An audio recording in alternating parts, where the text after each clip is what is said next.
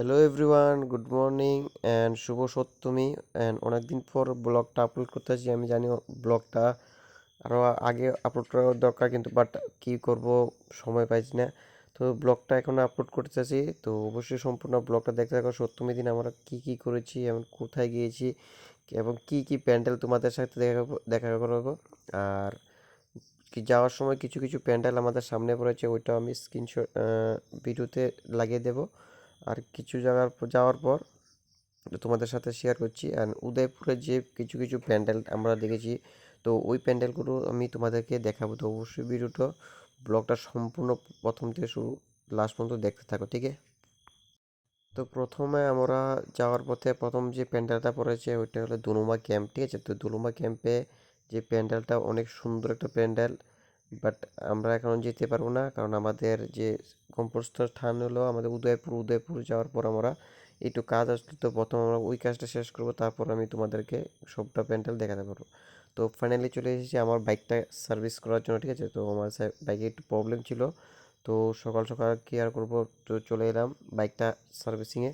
তো এখানে একটু বাইকটা কাজ করালাম, ঠিক আছে? তো দেন এখন আমরা দিনের বেলা তো আর পূজা দেখা যায় না, তো সপ্তমীর দিন তো আমরা রাতের বেলা পূজা দেখবো, তাই আমরা এখন চলে এসেছি মাতার বাড়িতে, ঠিক আছে? তো মাতার বাড়িতে আসার পর তো দেখতেই পাচ্ছ অনেক সুন্দর একটা ভিউ। অ্যান্ড সকালবেলা ভিউটা তো তোমরা জানোই কেমন।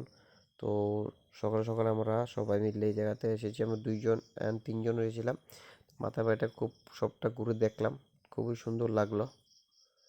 তো তো এখানে ঘোরার পর অনেকক্ষণ থাকার পর এখন আমরা যাব পূজা দেখার জন্য, ঠিক আছে? তো এখন তো দিনের বেলা, তো দিনের বেলা তো আর পূজা দেখা যায় না, তো রাত্রেবেলা পূজা দেখার জন্য এখন আমরা বসে রয়েছি এখানে, ঘোরাঘুরি করছি। তো দেন এখানে কিছু সিনেমাটিক শট নিলাম।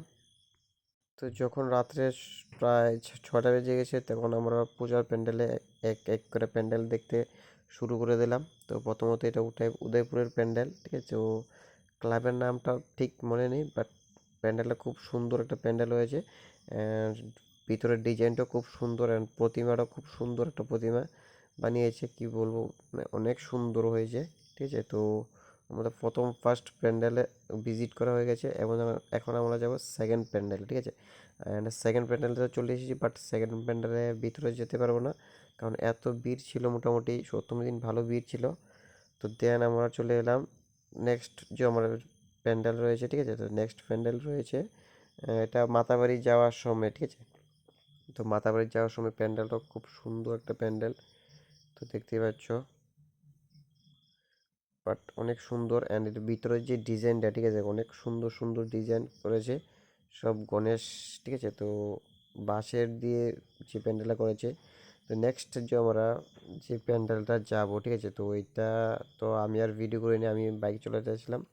তো আমার সাথে যে রয়েছে, তো ভিডিওটা অন্য এক অ্যাঙ্গেলে নিয়ে নিয়েছে, যেটা দেখতে সুন্দর লাগছে না। বাট এই যে প্যান্ডেলটা দেখেছি, এইটার ভিতরেও যে যাওয়ার যে প্রবলেম, মানে কি বলবো, বাইক রাখানোর জায়গা পাইনি, তাই আমরা ভিজিট করতে পারলাম না। বাট প্যান্ডেলটা বহুত খুব সুন্দর একটা প্যান্ডেল হয়েছে, তো দেখতে পারবো তোমরা এখন।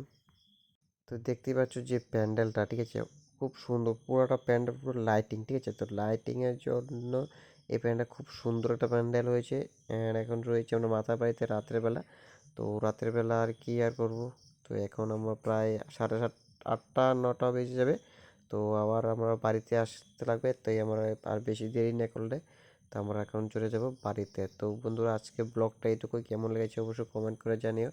অ্যান্ড আশা করি এই ব্লগটা তোমাদের ভালো লাগবে, আর এরকম ব্লগ দেখার জন্য অবশ্যই ফেসবুক পেজটাকে ফলো করে রাখো, ঠিক আছে?